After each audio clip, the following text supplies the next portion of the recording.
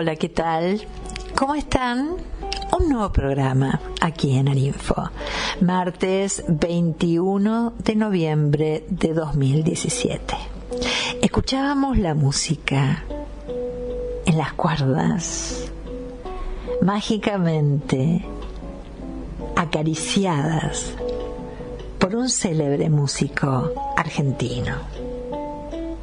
El guitarrista, compositor y productor de trayectoria internacional, Andrés Laprida, quien nos acompañará a lo largo del programa para contarnos acerca de sus experiencias musicales y esto que a mí me despierta un enorme interés periodístico, que es, siendo joven, tomar sus bolsos e iniciar una nueva vida en otro país, en otra ciudad difícil, como es Nueva York, Estados Unidos. Él se rodeó de la música desde muy pequeño. Su familia eran músicos, sus abuelos maternos, el compositor de tangos, ella guitarrista, su madre pianista y profesora de danzas clásicas, despertaron en él un amor temprano por la composición. Más tarde creó la primera banda junto a sus hermanos, grabó con ellos en el estudio de Buenos Aires del productor Jorge Parera, y cuando pensó que la abogacía era el camino a seguir, dejó todo para dedicarse de lleno a la música. Andrés Laprida siente un amor inocultable por la bossa nova. Del mismo modo, se emociona frente a la maestría de Piazzolla y a la buena música en general, de quien es muy, muy amigo. El andar lo llevó a vivir en Nueva York los últimos 30 años y a encontrar inspiración en los barrios que vienen sus pasos. Él es un trabajador de la música. Sobresale en proyectos diversos. Colaboró en la serie Highlander en el 2000, el documental premiado In the Absence of Peace, o la música para películas como One Time en Estados Unidos o Minas de Ouro Preto en Brasil. En teatro se dio el gusto de trabajar en el Actor Studio de Lee Strasberg delante de celebridades como Al Pacino y Paul Newman, y en la Mama Theatre de Nueva York junto a Norma Leandro. Laprida ha participado en proyectos junto a músicos de la talla de Don Alias, Gato Barbieri, Michael Brecker, Django Faria Gómez, Agustín Pereira Lucena o Jaime Torres, entre otros. En sus discos Latin Heart, Sortilegio y Sons of the Moon suenan composiciones originales y un repertorio de clásicos de la música argentina, brasileña y el jazz. A los 8 años, su primer profesor de guitarra, recuerda él, fue quien lo acercó al dominio del instrumento con 2 o 3 temas que quería aprender. Él nos dice, deseaba ser músico para poder viajar. Y así, un día, se fue. Desde hace una década o más, Andrés combina sus múltiples proyectos de composición en París con los de producción de Nueva York y los de su banda en Italia, con la que gira todos los veranos europeos por festivales internacionales y lugares tan increíbles como históricos. Así, Andrés Laprida estuvo de paso por Buenos Aires y me ha dado la posibilidad, a través de una invitación de prensa que personalmente me ha enviado, pude apreciar un show en Clásica y Moderna, un bar, biblioteca en la ciudad de Buenos Aires. Para mí ha sido un placer escuchar su música. Ahora lo vamos a escuchar a él.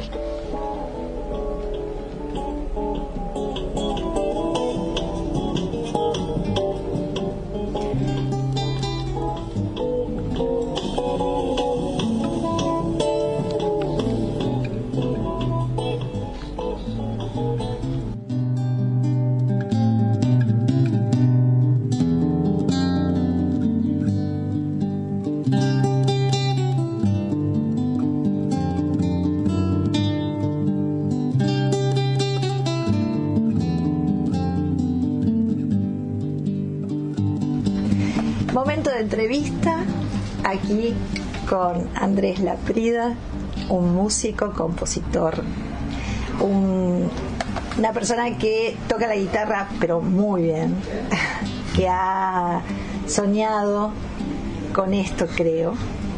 Él es una persona que tiene una vasta trayectoria, que ha recorrido los más diversos escenarios, que cautivó al mundo, que acompañó a artistas y que además es compositor de canciones de películas. Hola, Andrés Laprida, ¿cómo estás? Muy bien. Hola, ¿cómo estás? ¿Cómo están todos? Espero que bien. Seguramente. Las cosas que decís son ciertas desde tu punto de vista. Bueno, no, ¿por qué? No es lo que sale. Ya hemos leído tu vida, básicamente, tus logros artísticos. Vos te fuiste de la Argentina, pero hubo un antes y un después. ¿Vos te fuiste a qué edad? A los 25 años. 25 años. Hasta los 25 años vos tenías una vida acá. Uh-huh. ¿Y cuál era tu vida acá? Y yo empecé con mi carrera muy joven. Uh-huh. Empecé a tocar guitarra profesionalmente a los 13 años. Uh-huh. Por lo tanto, a los 25, que ya tenía unos cuantos años de experiencia trabajando con la música. Uh-huh. Entonces, durante todos esos años, mientras estudiaba lo que todos los adolescentes estudian, el secundario, y yo estudiaba música. Y también incursioné en la universidad. Yo fui a la Facultad de Derecho. Ah, mirá, ibas a ser colega mío. Iba a ser colega. ¿Fue mucho el tiempo que estuviste ahí? No fue. Fueron un par de años en los cuales yo... ¿En la UBA? Sí, en la Facultad de Derecho, en la UBA, donde yo iba a tomar clases muy disímiles de lo que en realidad hacía cuando salía de la facultad. Pero era como una especie de inercia, movimiento inerte, salir del secundario y entrar en la universidad, por lo menos en aquellos tiempos, ¿no? El mandato. Sí, así que bueno, eso hacía. Lo de la facultad no duró demasiado porque mi trabajo y me desempeñaba como músico full time, daba clases y hacía música para publicidad también. Contame, esa es la parte que, digamos, te abre las puertas hacia los contactos, podríamos decir, del mundo de los artistas, ¿o no? Esa es una puerta que te abre al mundo, se abre al mundo de la producción de música. Ajá. Donde vos no tanto o no solo tenés que poner tus conocimientos musicales en juego, uh-huh, sino también tenés que poner en juego conocimientos que tienen que ver con la producción de música, lo cual es un poquito diferente, o bastante diferente, depende de cómo lo mires, y que es una carrera que hasta el día de hoy todavía en la Argentina no está tan desarrollada como en otros países, el tema de la producción musical. Y digo esto porque las producciones requieren un conocimiento muy muy global de la música, de las técnicas de grabación, y sobre todo el talento de un criterio que determina o toma las decisiones finales de lo que pasa en una grabación y cómo se produce un track o una pista de grabación, ¿no? Y cada uno de esos detalles es el que cuida el productor. En esa época prácticamente no había una carrera de productor y uno la hacía directamente con la experiencia y yo aprendiendo de otros músicos mayores que hacían ese trabajo por años y que observando cómo se manejaban dentro del estudio y qué criterio adoptaban para tomar tal o cual decisión sobre la marcha, porque además las horas de estudio son costosas, para poder lograr que el producto final esté terminado completamente bien, sin errores o sin decir, bueno, esta parte me quedó más o menos. No, esto había que dejarlo perfectamente desde el principio hasta el final. Y esa actividad, no habiendo una universidad o una escuela que enseñara eso, o suficientes maestros, porque los maestros en realidad eran los que lo hacían, pero no se dedicaban a la enseñanza. Entonces, en busca un poco en parte de esa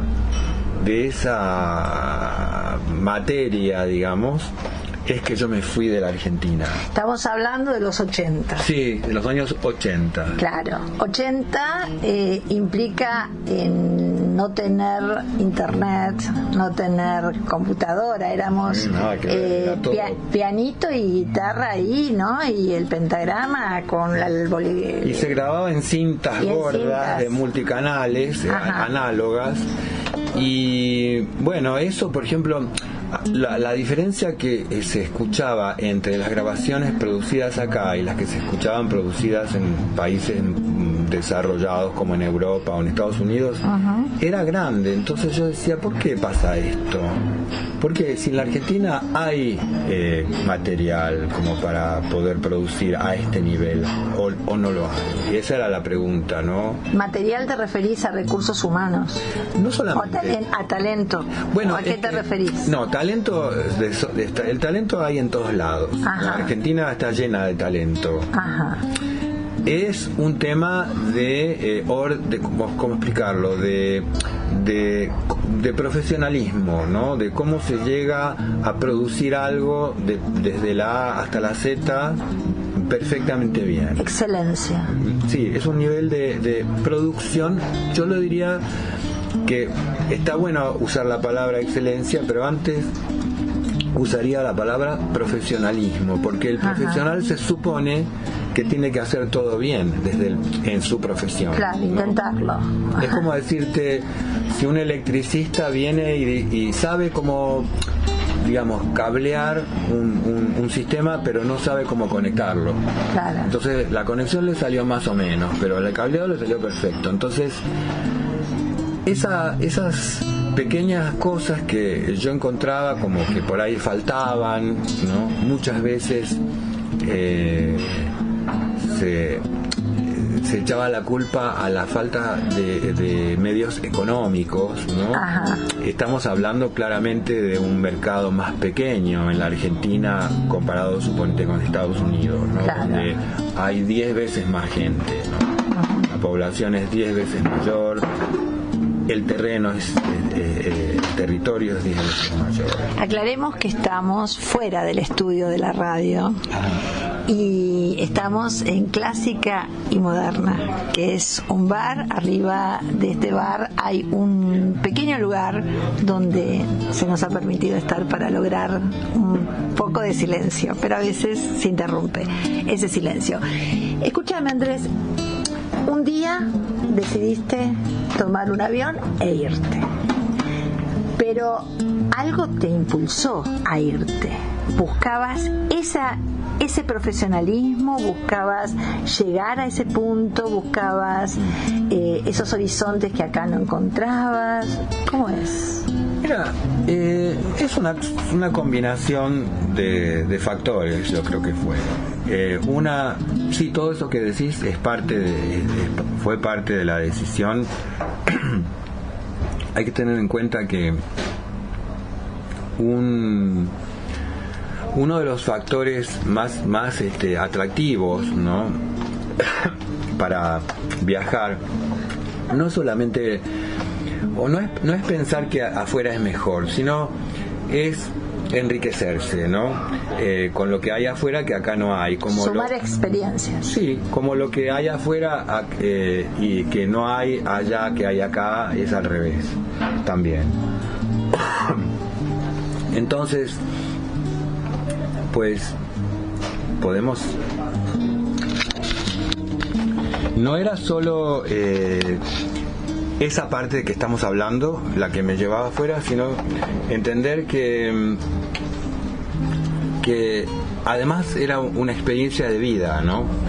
No era solamente por la música, si bien ese era el motivo principal, también pasaba por una necesidad de ver, por ejemplo, qué pasaba con mi música en otras culturas, ¿no? Tocar mi propia música, que acá ya tocaba siempre y ya tenía una referencia de qué era lo que pasaba, ¿no? Una devolución. Sí, yo sabía lo que pasaba cuando yo tocaba con el público argentino, pero no sabía lo que pasaba cuando tocaba delante de un público tan cosmopolita como lo que me pasaba cuando empecé a tocar en Nueva York, que fue mi destino principal, digamos, y donde me quedé más tiempo. ¿Cuál? 3 décadas. 3 décadas. Fui a quedarme unos meses y terminé quedándome más de la mitad de mi vida, ¿no? Así que hay un paso en tu vida artística que tiene que ver con un momento en el cual vos tocaste junto a unos grandes de la música brasilera. Así, contame cómo es eso. Varios.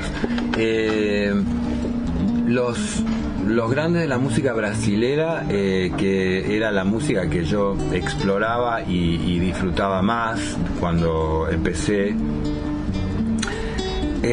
No que disfrutaba más, pero era la que me salía con más naturalidad. No sé por qué. Eso realmente creo que tiene que ver porque en mi casa, cuando yo era chiquito, mis padres escuchaban esa música y bueno, quién sabe, esa relación de escucharla en la casa con mis padres y mis abuelos vivos que vivían con nosotros, era toda una especie de relación afectiva que creo que pasa en todos los órdenes a esa edad, ¿no? Hay como unos enganches o desenganches, ¿no? Ajá. Que tienen que ver con la repercusión emotiva de todas estas de todos estos estímulos, ¿no? Sí, entiendo. Entonces, pero bueno, ¿y quiénes eran? La verdad es que, bueno, había en esa época, en los años 70, había en Buenos Aires un boom, porque venía Vinicius de Moraes con Toquinho y María Creusa a un local similar a donde estamos ahora,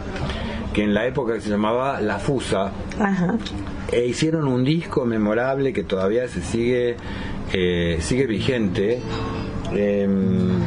y que en casa se escuchaba mucho. Entonces, con Vinicius y Toquinho y María Creusa eran como, para mí, que yo era un nene, y que me gustaba la guitarra y me gustaba la música que tocaban, era como eran como ídolos, ¿no? Claro. Y resulta que yo me animé y fui a verlos, ¿no? Y el que encontré fue a Toquinho, que cuando yo tenía 13 años, ¿no? Y Toquinho dijo: pero vos tocas muy bien la música de Brasil, dice, nuestra música. Yo te voy a presentar a Vinicius y a Jobim, que era mi gran ídolo y lo sigue siendo, ¿no? Y de muchos. Me incluyo. Claro, Antonio Carlos Jobim, considerado. Después te voy a contar una anécdota muy interesante de Jobim cuando fui a su casa en Río. Años más tarde finalmente se dio este encuentro con Jobim y Vinicius, y ellos tuvieron, no sé, parece que les encantó la forma de tocar que tenía yo su música, que para mí fue una experiencia. Estábamos antes del show de ellos en el Hermitage en Mar del Plata, y me invitaron a tocar. Me dice, Toquinho nos dijo que vos tocas muy bien la música, la guitarra. ¿Qué edad tenías ahí? 17. Ya 17. Ajá. Sí. Dice, 6 años más tarde, había dicho, pero no dije cuánto. Claro. a los 17 pasó esto en Mar del Plata, que ellos se presentaban, yo los fui a ver porque dije no me puedo perder este evento, y Toquinho tuvo la gran gentileza de presentarme a estos que eran celebridades de la música del Brasil ya entonces, ¿no? Uh-huh. Y como vienen y me dicen, como Toquinho nos dijo que vos tocabas muy bien y te queremos escuchar, dice. Yo no, que me quería morir. Claro. De la emoción y de los nervios. Y eras chico, sí, era 17 años. ¿Y? Y logré se logró un ambiente propicio para escucharme, porque nos fuimos todos para el salón donde hacían el show, que estaba, por supuesto, a esa hora, porque no es como esta hora, más o menos. Claro. Estaban como preparándose para el show a la noche, y no había nadie, ¿no? Estaba el salón, un salón para 1000 personas, creo que se llama Salón Dorado o algo así, o la Sala Dorada. Del Hermitage. Del Hermitage en Mar del Plata, que hace poquito fui de vuelta a ver cómo era, porque me había olvidado completamente. Bueno, en realidad creo que nunca me di cuenta cómo era, porque estaba en otra, claro, estaba en otra dimensión en esta situación, ¿no? Así que bueno, me escucharon tocar e inmediatamente Vinicius y Jobim dijeron, bueno, ¿por qué no tocas esta noche con nosotros en el show? Y eso está documentado, por suerte, porque tuve la enorme suerte de que el ingeniero de sonido grabó por lo menos y está en YouTube una parte. Sí, yo rescaté sí. ese pueden escucharlo material, se puede escuchar en YouTube, en SoundCloud, que también está, y hay un video también. Ajá. Andrés, vamos a darle oportunidad a tu música y escuchar un tema de los tuyos. Y para el próximo bloque me gustaría saber, cuando vas a Nueva York con te imagino, ¿no? Con un bolsito, 2 bolsitos, nada y nadie, futuro inesperado, incierto, incertidumbre 100%. ¿Qué pasó? ¿Qué sentiste? Bueno, buenísimo. Vamos. Ok.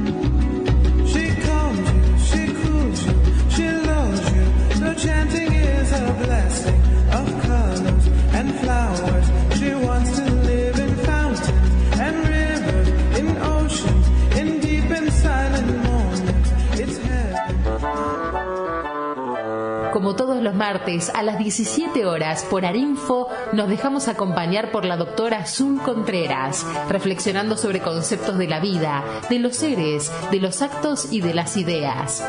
Escuchamos Sun con vos, pensando. Seguimos entonces. Cuando llegué a Nueva York, me había preparado mentalmente para muchas cosas, pero estando ahí, siga. Me había preparado mentalmente para muchas cosas, ¿no? Me había imaginado muchas otras, y a medida que fui viviendo la realidad de este sueño, me fui dando cuenta de que muchas cosas de mi intuición habían estado acertadas y otras no tenía la menor idea.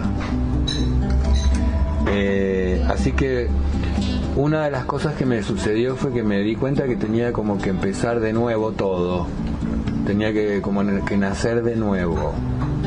Porque me daba cuenta que los que ya estaban ahí hace tiempo, o los que habían nacido ahí, o los que estaban viviendo ahí desde hacía mucho, me llevaban muchísima ventaja.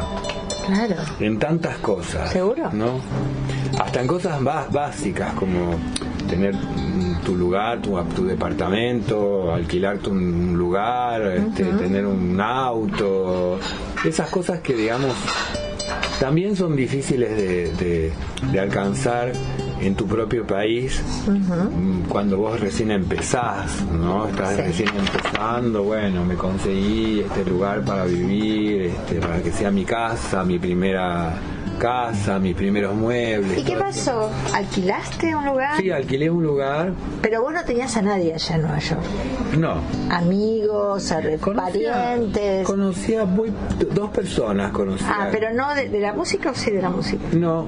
Fuera de la música. Fuera de la música. O sea que totalmente alejado de tu terruño, podríamos decir, de tu familia, vos alquilaste tu departamento, te instalaste. ¿Y cuál fue el primer contacto con la música, con la composición, concretamente con vivir de la música? Porque ahí está el punto, ¿no? Bueno, yo tenía una carrera, como habíamos dicho al principio, en Argentina, que constaba de hacer, había dicho, la música publicitaria. Claro. Por un tiempo, que era una pequeña carrera, no era una gran carrera porque no lo hice por mucho tiempo, pero me había dado muchas satisfacciones y gran experiencia para lo que yo sabía que era nada de toda esa ¿Te daba dinero? Y la publicidad era, quién sabe, lo que más dinero daba, porque ahí está envuelto está envuelta una faceta del negocio, de la industria de la música, que tiene que ver con los derechos de autor, que se multiplican de manera comparativamente con lo que es la música artística, digamos, o los artistas de catálogo de una industria discográfica, porque esta música va a los medios, y en aquel momento tener un jingle en televisión o en radio implicaba tener acceso masivo, claro, en un comercial de 30 segundos, ¿no? Tenías exposición masiva, aunque no estaba tu nombre puesto en el comercial. ¿Te acordás de algunos productos? ¿Para qué había hecho comerciales? Sí, claro, como no me voy a acordar. Hice música para había unos cigarrillos que llamaban Jockeys Suaves. Y como en la época había un señor que era como que invitaba a los amigos, y que decía que el cigarrillo hacía grandes vinculaba a las personas, y con todo lo que hablaban, las bondades del cigarrillo, que ahora no quiero ni hablar porque en realidad no debería. No, si no sería apología. Estoy en contra completamente, pero totalmente. Pero bueno, eso era una. Después hice para los autos, ¿cómo se llama? Fiat, Super Europa, un modelo que tuvo mucho auge porque después en el Mundial del 86 que se hizo, ¿dónde se hizo ese Mundial? Que pasaban el Mundial en México, ¿no era? En México, sí, que nosotros creo que ganamos ese campeonato. Ganamos, sí. Estaba patrocinado por Fiat Super Europa, entonces todos estos comerciales, que eran 4, una serie de 4 que yo había hecho, estaban todo el tiempo en la televisión, ¿no? Y entre partido y partido aparecían los de Super Europa. ¿Están en YouTube encontré uno hace poco. Bueno. Sí, encontré uno hace poco de Super Europa. Y después varios otros productos. Ahora sí, no me puedo, por ahí hice, no sé, Nescafé, hice un Bayer, algunos productos así famosos y otros no tan famosos. pero en mi carrera, digamos, de publicista, por decirlo de alguna manera, tuve la suerte de conocer grandes productores y músicos de Argentina que nadie conocía, que solamente el medio de la publicidad los conocía. ¿Lo podemos nombrar? ¿Algunos? Claro, y es más, tengo la suerte de todavía ser... Y mandar los saludos.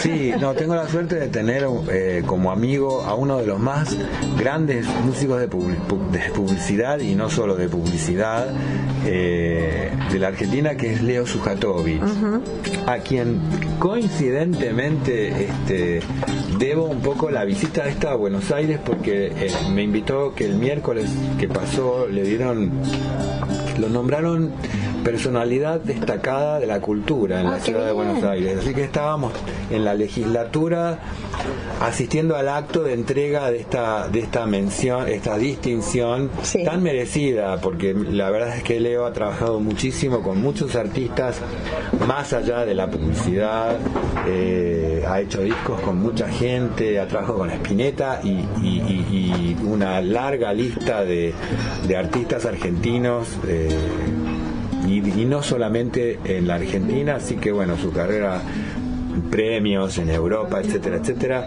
así que muy bien. Y después el escalón superior, o sea, ya fuiste creciendo en Nueva York, seguimos en Nueva York. Seguimos en Nueva York. Y seguís creciendo, ¿verdad? Es un peldaño más y otro más, y ya hemos leído que estuviste por ejemplo, trabajando en el Actor Studio de Lee Strasberg.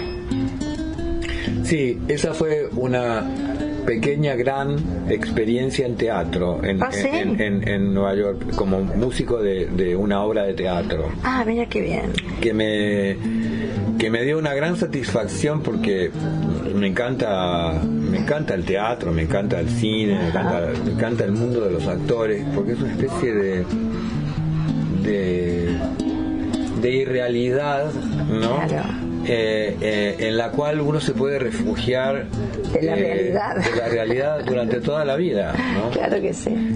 Hay actores que viven en su mundo, de sus personajes, ¿no? Sí. Y bueno, también puede llegar a ser un arma de doble filo, porque imagínate que si no pueden salir de su personaje, algunos están tan estigmatizados por su personaje que por ahí les cuesta salir de ese personaje. Sí, sí.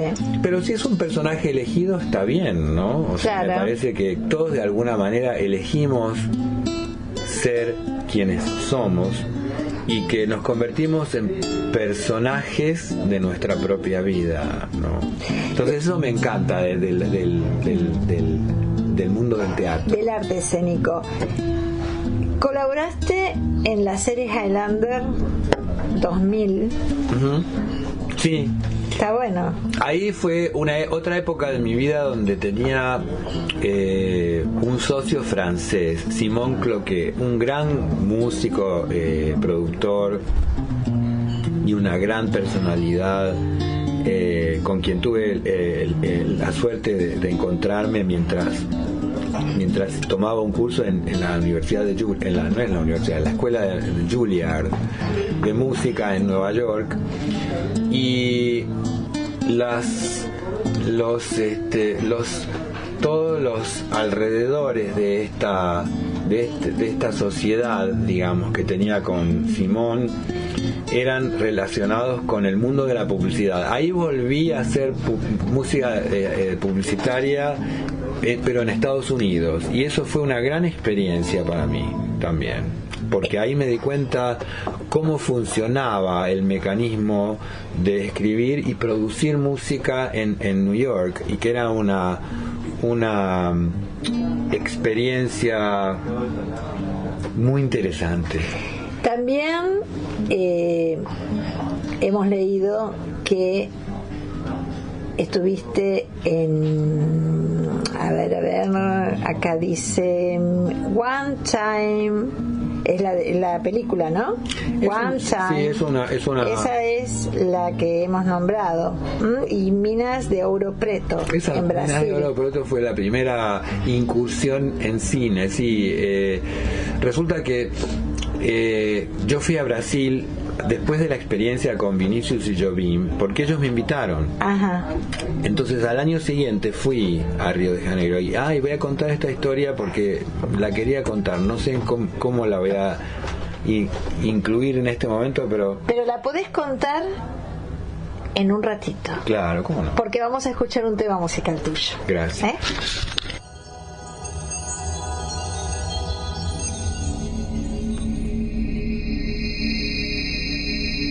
Osagna è un dio e gli hanno fatto questa musica che si chiama Canto di Osagna.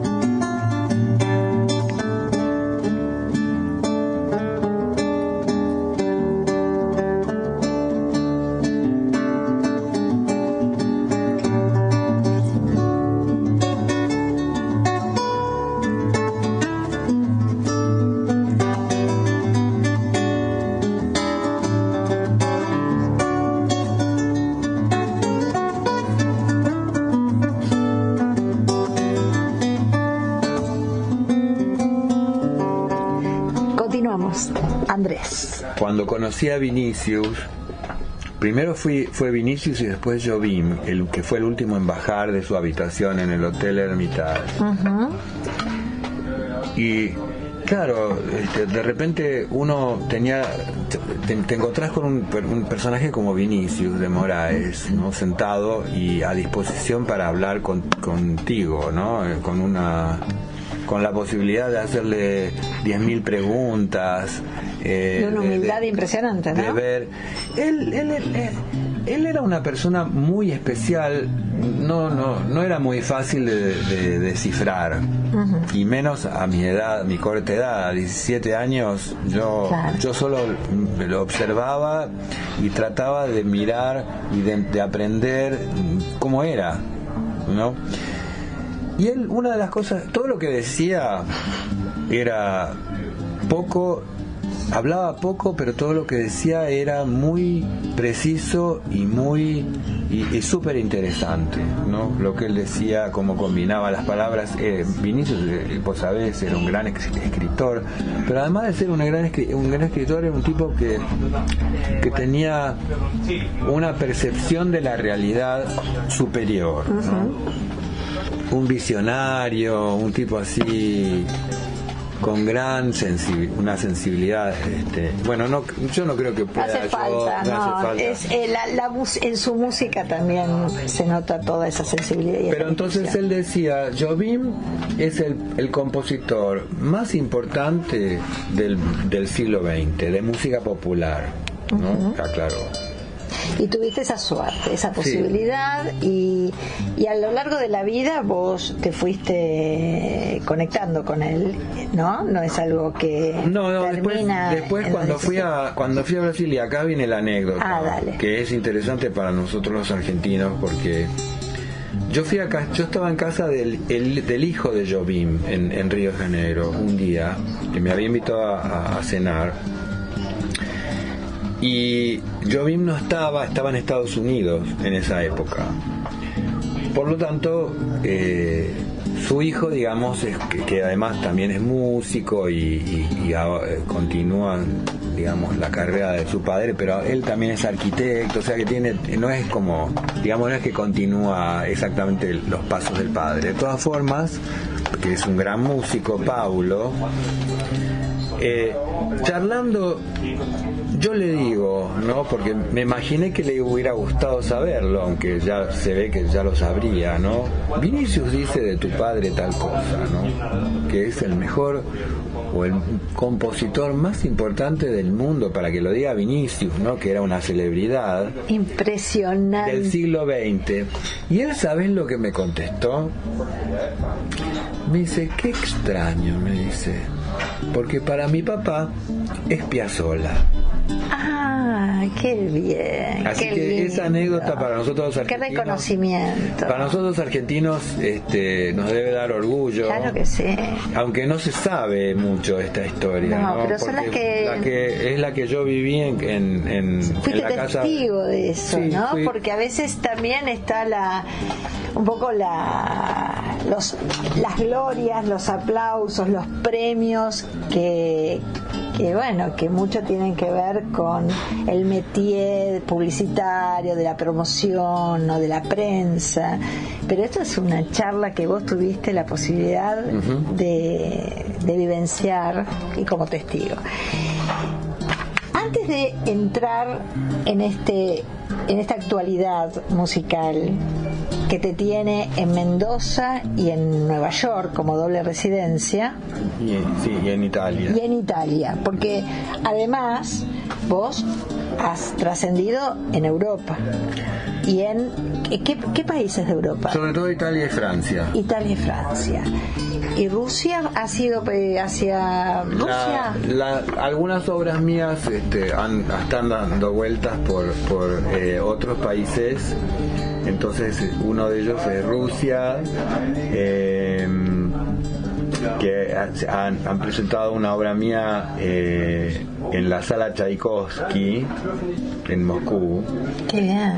Y en varios otros países tuve la suerte, porque esa es otra faceta, la del compositor, que trabajo para una editorial francesa. La anécdota de Piazzolla, en ese momento yo justo, mirá lo que pasó, ese mismo día que yo había ido a cenar a la casa de Pablo Jobim, que me dijo esta frase sobre lo que pensaba el papá sobre Piazzolla, yo había estado escuchando durante el día un noticiero que estaba todos los días al mediodía, pasaba en el noticiero en la casa donde yo vivía. Venían el noticiero, y ese noticiero tenía de música de fondo un tema de Piazzolla. Entonces yo escuchaba a Piazzolla en Brasil, y me transportaba inmediatamente al Buenos Aires que yo conocía, de donde yo partía, de donde yo había venido, ¿no? Entonces yo me emocionaba escuchando Piazzolla en Río de Janeiro, ¿no? En la televisión, porque no era escucharlo en mi propio disco, cassette o en esa época Walkman o lo que fuere. ¿Sí? Era escucharlo masivamente en un medio tan masivo como la televisión. Así que yo como que descubrí algo que afuera que en realidad lo tenía en casa, y esto es el puntapié inicial para que yo después, que dedicado a la música brasilera por tantos años, abrí mi espectro de producción musical y empecé a darle lugar al tango y a la música argentina de otra manera, ¿no? Creaste una banda, ¿verdad? ¿Tenés una banda? No, en realidad trabajaba con varios músicos, ¿no? Con músicos ocasionales en cada país, inclusive. Ajá. Que después, por supuesto, fueron siempre los mismos. Algo así como era Andrés Lapridas Bam, ¿no era así? Sí, era Andrés Laprida Trío, Cuarteto, después Andrés Laprida Group en una época, y pero dependía un poco de las circunstancias del contexto, sí, de la producción, de cuánta gente podía participar, etcétera. ¿Y a quién acompañaste? ¿A qué músicos, cantantes? Mira, reconocidos? En realidad acompañar, no sé, he acompañado muchas cantantes, muchos cantantes, Sí. mucha gente. Lo más interesante en realidad en New York y en el mundo, pero digo en New York porque es donde yo, digamos, hice la mayor parte de mi carrera, pero el hecho de encontrarte más que acompañar, ¿no? O estar acompañado Claro, mutuamente, ¿no? Participar de grabaciones con gente que por ahí era legendaria para mí. ¿Quién es? Bueno, Michael Brecker, gente como del jazz, no hablo, porque en New York toda la primera parte había el Gato Barbieri, que era un ídolo, qué sé yo, gente como no sé, Julie Eigenberg, gente que hay un montón de gente, ahora no me acuerdo de toda No la importa, gente. pero ya algunas hemos mencionado en la primera parte. Pero bueno, y después, por ejemplo, me pasó con actores, con Alberto Sordi en Italia, o como trabajé en Manhattan, mi primer trabajo fue con Norma Aleandro. Hicimos un espectáculo solos, Norma Aleandro y yo, en la Mama Theater, que es un teatro del Village muy muy famoso, ¿no? Es como que decirte, es emblemático de la ciudad, ¿no? ¿Y qué hacía Norma? Había compilado unos textos de García Lorca y que se llamaba Sobre el amor, cuentos sobre el amor, ¿no? Y tenía toda una evolución, un desarrollo de todos estos textos que ella había seleccionado y compilado, y yo hacía la música de todo esto. ¿Hay algún video de eso? Mira, debe haber, yo no lo tengo. Yo lo que recuerdo, Ya irán apareciendo, viste que en YouTube van apareciendo. pero yo lo que recuerdo es que, si bien la mayoría del público que venía a vernos era argentino, era muy interesante salir de ahí, por ejemplo, y de repente no estabas en Buenos Aires, no estabas en un lugar donde pasaba mucha más gente de distintos colores, de distintas etnias. Y con respecto a eso, vos dijiste en un reportaje, deseaba ser músico para poder viajar. Luego utilizaste el ritmo, o sea, te comparaste al ritmo y pusiste en tu voz una frase como: el ritmo es inherente al funcionamiento del mundo. Las anoté porque quería preguntarte, esto de el ritmo es inherente al funcionamiento del mundo. O sea, el mundo tiene ritmo. Por supuesto, todo tiene ritmo. Ahora escuchamos uno, ¿ves? Sí. No, bueno, no sé si este es un ritmo, me parece que este es más ocasional, es como un sonido incidental, ¿no? Ajá. Que ahora nos molesta. Sí, claro, bastante. Pero pensalo así, mira, todo lo que tiene una especie de un ciclo, por ejemplo, fíjate que la Tierra gira, ¿no? El planeta, el mundo gira, y gira a una velocidad. Eso ya te da un elemento del ritmo muy interesante. Pero nosotros tenemos, además, en nuestro cuerpo, un ritmo que lo da el corazón cuando Claro. late, la respiración. Así es. Cuando caminamos, ¿no? Nosotros tenemos un ritmo. Tenemos un ritmo para estar despiertos y otro para estar dormidos, o sea, el día, la noche, todo tiene ritmo, todo eso tiene un ritmo que, si vos te detenés a pensarlo, lo podés descubrir. Y ahora vamos a escuchar tu ritmo musical. Buenísimo.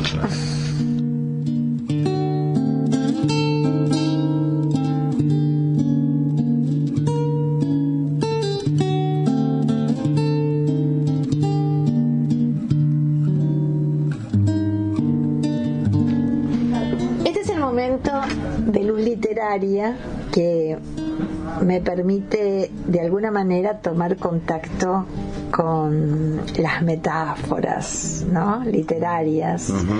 Y vos has dicho algunas frases que he anotado. El trabajo del artista es un viaje unipersonal. La guitarra es una continuación de mi persona y de alguna forma soy esclavo de mi propio arte. Contame, ¿se entiende? Todo eso dije. Eso dijiste, o al menos es lo que leí. Sí. Bueno, sí, yo creo que es así. Cuando vos es como, a ver, yo lo puedo poner en palabras más simples. Por ejemplo, cuando una persona maneja un auto durante muchos años, el mismo auto, se mueve, digamos, el auto pasa a ser parte como una extensión de su cuerpo, ¿no? Entonces, así funcionamos todos. La diferencia es que el auto sirve para transporte, ¿no? En cambio, el instrumento también sirve para transporte, pero es otro tipo de transporte. Claro. Y además es un vehículo de expresión, ¿no? O sea, vos te podés expresar a través de un instrumento. Yo considero la música un lenguaje. El lenguaje que no es con códigos de palabras, ahí está, sino es con códigos de sonidos combinados que tienen un significado y tienen es como, por ejemplo, estaba hablando los otros días con mis compañeros de trabajo de esta noche, cómo los orientales, la escritura oriental está basada en caracteres. Esos caracteres tienen un significado. Son líneas, no son letras como las nuestras, son caracteres.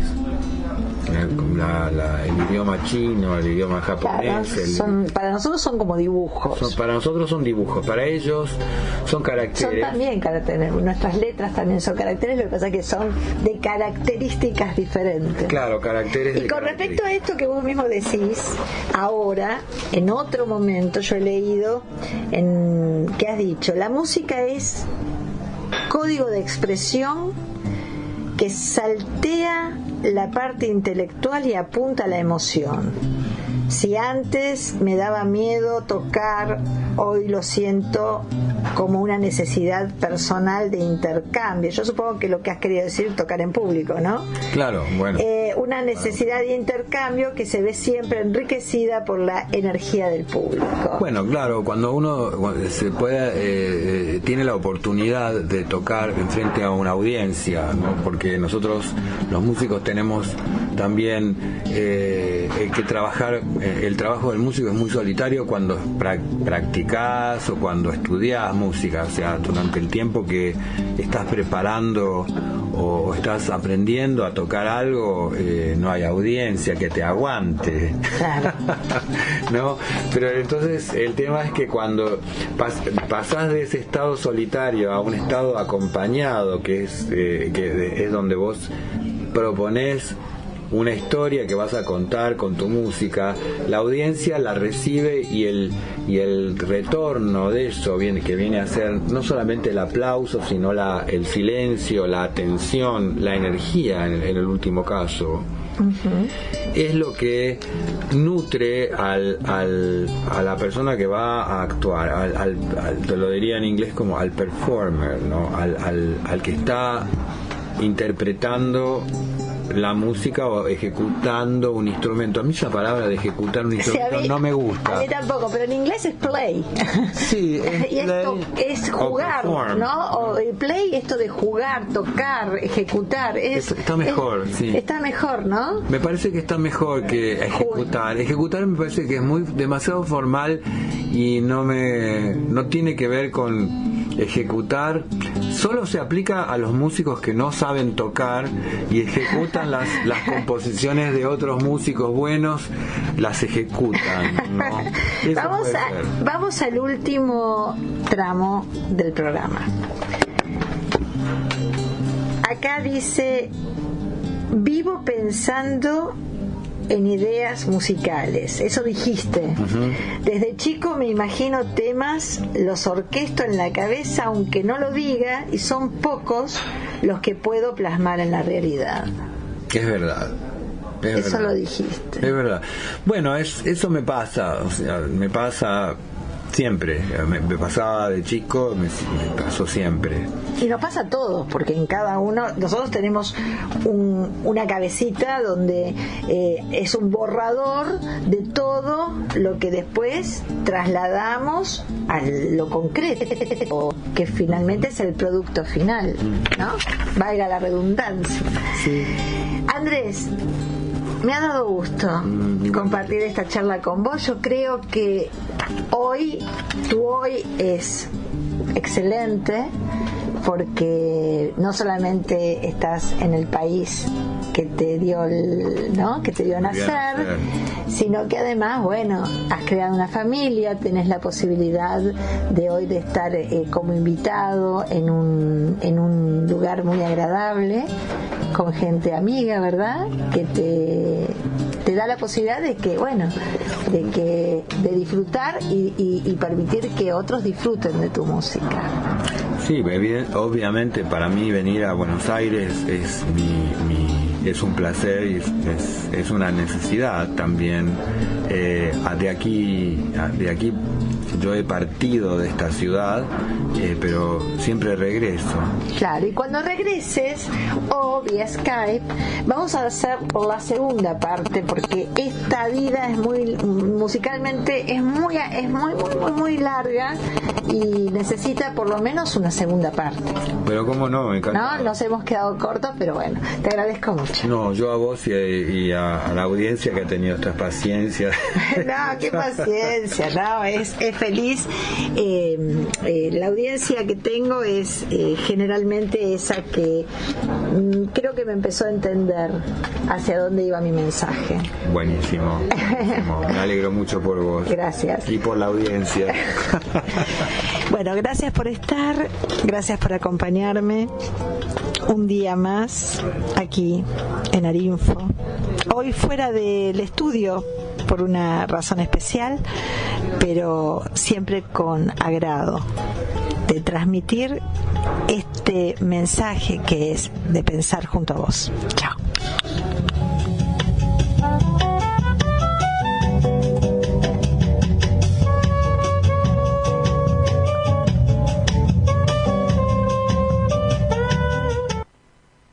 La Ciudad Autónoma de Buenos Aires transmite arinfo.com.ar. Más que una